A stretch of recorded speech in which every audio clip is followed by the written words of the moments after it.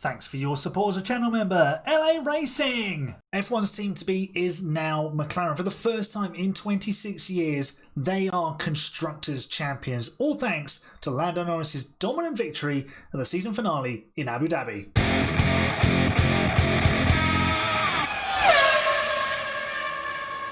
Hello folks and welcome to my thoughts on the season closing Abu Dhabi Grand Prix of 2024, won brilliantly by Lando Norris for McLaren, sealing the deal for the Woking based team, their first championship of any type since 2008 with Lewis Hamilton, and their first Constructors Championship since 1998 when their drivers were Mika Häkkinen and David Coulthard. And for context, the first season that I started watching Formula One was 1998. The first race I saw was the 98 Belgian Grand Prix, which was, quite the introduction to how this sport can be super dramatic. And today we had a little bit of drama at the start, but we had a quite interesting race. So we're going to talk about McLaren and Lando's victory. We're going to talk about how Ferrari pushed them. We're going to talk about that incident between Max Verstappen and Oscar Piastri on lap 1. We're also going to talk about Lewis Hamilton's drive to 4th place from 16th on the grid. But we'll start with McLaren, who have become the first non-Red Bull or Mercedes Constructors Champions since 2009, when it was Brawn who took the title that year in their one and only season. You can argue actually that's the Mercedes team, but they weren't Mercedes at that point. And yeah, it's their first Constructors crown since 1998. Mika Häkkinen and David Coulthard, the drivers back then. So they've come a long way. It's been a very up and down journey since the late 90s and all that success with Ron Dennis at the helm. They've won many races since then. They've had great drivers, obviously Lewis Hamilton, Kimi Räikkönen, Fernando Alonso for 2 spells, Jenson Button, the 2009 world champion, and now they've got Lando Norris and Oscar Piastri, and those two have helped get the job done. Yes, they are ferocious competitors, but they've done what's needed to be done for the benefit of the team, and obviously it was much easier for that to be the case because Lando had a distant shot at the World Championship with his fight against Max Verstappen, but he was never truly in it, really. He never really got the gap down to a deficit where you thought, actually, it's game on, and Verstappen was properly under pressure. But today there was pressure because although they'd locked out the front row, Ferrari were fast, and Sainz, on his final outing for the Scuderia, was going to give it everything he had to try and snatch the win. And the door opened up for him to potentially do that on lap 1, but Lando delivered a classy performance. I'd potentially go as far as to say this is his best drive, because there was actually something tangible hanging on it. He had to win the race. It wasn't just, oh yeah, win the race, try and close the gap to Verstappen like it was in Zandvoort or in Singapore. He was faultless out there. When he needed to open the gap, he did. And he managed his tyres. It was the perfect win from pole sort of formula. Get out front, win the start, build a gap, pit when you need to, just cover off your opponents and have it all under control. No mistakes, no real issues for Lando Norris. A very comfortable race for him. Obviously, Zach Brown said it was stressful because these cars are prototypes and something can go wrong at any point. A pit stop can have multiple things go wrong at any given moment within those 2 seconds that the cars are stationary for, and that 2 seconds can suddenly become 20 seconds if a wheel doesn't go on correctly, like we saw with Liam Lawson, the car leaving the pit lane without the front left properly attached. It was actually impressive that the car didn't just jettison the front left tyre, and Lawson would have had 3 wheels on his wagon. He did get back to the pit lane. A supreme drive from Lando Norris. McLaren, worthy world champions this year, and I must say credit to Ferrari because they pushed them every inch of the way, taking it to the final round of the season, and even within this final race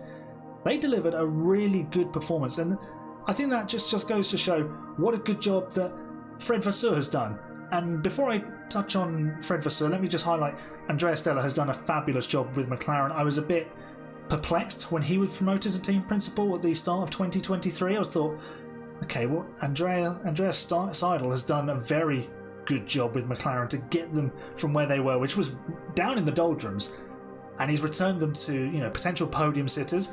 But Andrea Stella has done a fabulous job in elevating this team from potential podium candidates to race winners and world champions. Zach Brown has also led the way, getting the sponsors in. You know, remember the dark days of 2015 and 2016 when the cars were naked essentially of sponsors, and they were running around with their own branding on there. The MP4, I think it was the 29 that Jenson Button was driving in 2014. So they have come a long way in the last decade. So hats off to Andrea Stella, but also to Fred Vasseur. That Ferrari team that he took over was a laughingstock. Pit stops were a joke. Strategy was laughable. It still gets, you know, the run out of the old Plan D, Plan E, whatever plan they're on.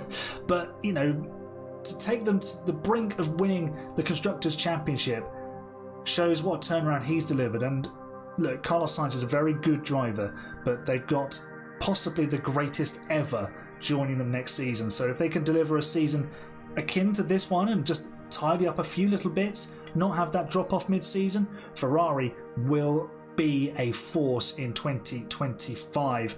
And, you know, Charles Leclerc delivered an equally impressive drive as Lando Norris, scything his way through the field on the opening lap, going from 19th to 8th on the opening lap. Yes, there was some chaos with the two Red Bull cars having incidents as we went around the lap, but the replay, it was just like a PlayStation game. He was going past cars like they were on the lowest possible difficulty setting, and what a difference that made. He finished third place, distant to his teammate, but Ferrari, I think they did everything they could within doing a sensible strategy without, you know, costing themselves horrendous amounts of track time. They needed some sort of safety car intervention, sort of 10 to 15 laps from home, to really put the pressure on McLaren, because they could have had fresh tyres, they could have done something different, split the strategy, and just tried to destabilise the Woking team, but that never came to pass. So it is papaya that is the colour of 2024 in terms of the Constructors' Championship. Obviously Red Bull and orange, with Max Verstappen winning the Drivers' Championship. Talking of the 2024 World Champion, that move at turn 1 that essentially wiped out Oscar Piastri from the equation today, he described it as the move of a world champion, which is in Piastri's dry sort of delivery and dry humour was very sarcastic. I have to say it was a very silly move. Okay, Verstappen has nothing to lose this season, but it was just Martin Brundle called it unnecessary, and I have to agree with him on that. He was never going to make the pass. It was never on. Yes, he could have had a look, but he was never going to get through because Piastri was already into the braking zone when he lunged and he was about to turn in. So Piastri commits to the corner and Verstappen's just there. If Verstappen's alongside as they hit the brakes, I think Piastri leaves a bit more space and maybe he can get through. It was just a really distasteful move. It was like a professional foul in football where you stop a counter-attack. It was just one of those, but he had nothing to gain from it. He was just trying to win the race, obviously.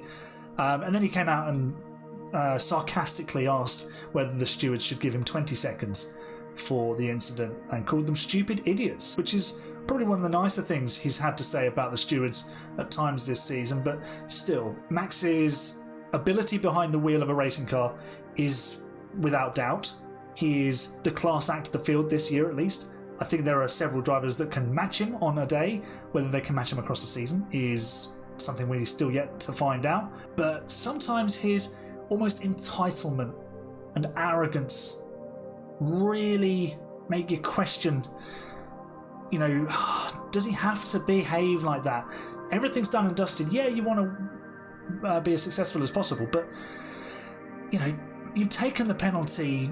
You were banged to rights on that, Max. There's no need to be like that. That turns people off. He can say he doesn't care all he wants. As the great Brian Clough said, everyone likes to be liked. But like I said, his quality behind the wheel is without doubt. He's the deserving world champion of this year. But sometimes moments like that make you go, do you have to do that? Do you have to be like that? There was just no need. So, yeah, I mean, let me know. Do you think the 10-second penalty was a fair penalty from the stewards, or do you think maybe it could have been harsher? Should it have been more lenient? Was it just a lap one incident? Because we have seen them happen many times, and people get away with things like that. It might have just been unfortunate in some people's opinion. But let's move on to Lewis Hamilton then, who brought the curtain down on his 12 years with Mercedes. 246 race starts, 6 World Championships, a lot of victories. It was a decent send-off for Lewis. It looked like it could be another one of those difficult days, having qualified 18th, bumped up to 16th because of grid penalties for, was it Albon and Leclerc, who ended up just behind him, I think.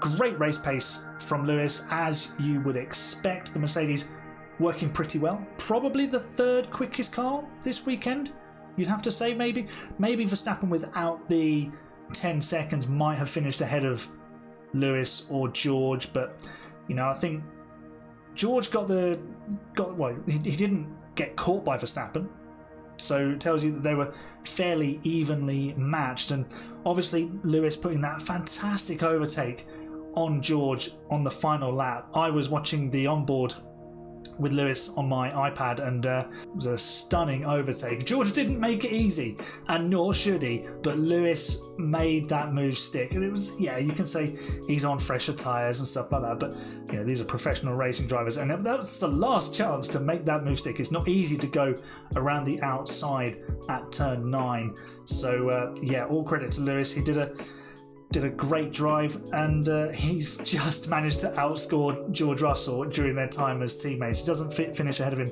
in this year's World Championship standings, but I think Lewis only really cares about finishing first in the Drivers' Championship, to be honest. If it's not first, it might as well not be anything. So it's a shame. It's the end of an era for Lewis and Mercedes, and it's nice to have heard the warm messages between Lewis and Bono and Toto Wolff on the team radio on the cool-down lap. And as always, here we rate the race, and I want you to tell me your race ratings in the comments as well. I'm going to give it a 6.5. It had some dramatic moments like the start, and there was always that question of could Sainz catch Norris, and it looked like he might have a chance to after the pit stops, but he didn't quite have the pace today to catch his former teammate at McLaren. So it was a more exciting race than I kind of expected, but it could definitely have been a little bit more exciting in the sort of drama we might have had.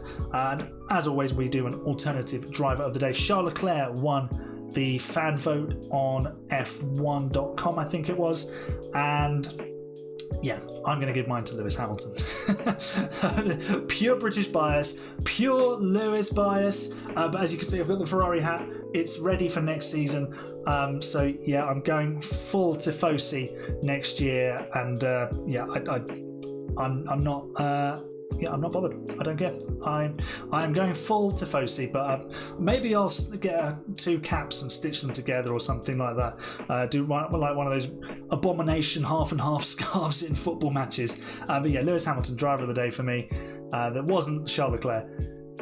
A super drive, great pace, as I said, and he made some really nice moves, especially that one on his now former teammate George Russell. So let me know what you thought of the race, how you would rate it, and who your alternative driver of the day was. That is it for the 2024 season. So we will see everyone next year. 98 days until we get things started in Australia in March. So set the early alarms, because we're going to do it like the good old days where we get up in the middle of the night to see the first race of the Formula One season. And just remember, the last time a Ferrari driver made his debut for the team at Melbourne, he won the race and he went on to win that year's World Championship. That driver was Kimi Raikkonen. Can Lewis Hamilton do the same as Kimi before him at Ferrari? Let me know in the comments. But I'll see you next time. You're the best, fans. It's bye for now.